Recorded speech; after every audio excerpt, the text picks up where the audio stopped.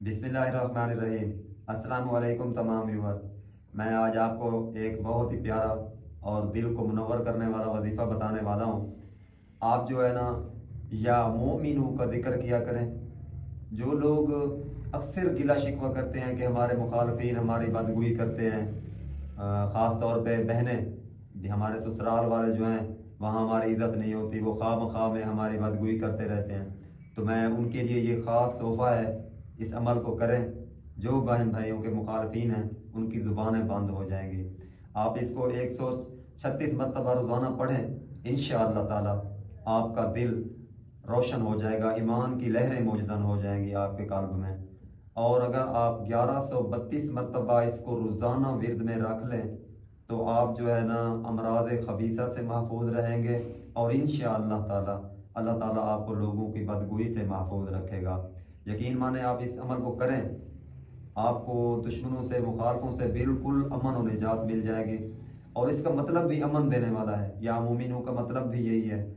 अगर आप अमन चाहते हैं, दुनिया के फतूर से महफूज रहना चाहते हैं, तो इस अमल को बाकायदा अपने वजीफ़े में रखें।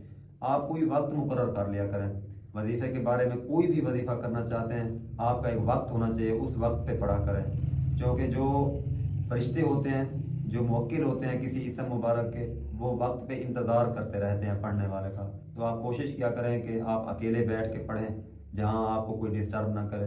अपना अकेले कमरे में जाके बैठ के वक्त मुकर्रर पर पढ़ें, जो भी वक्त आपको मिले।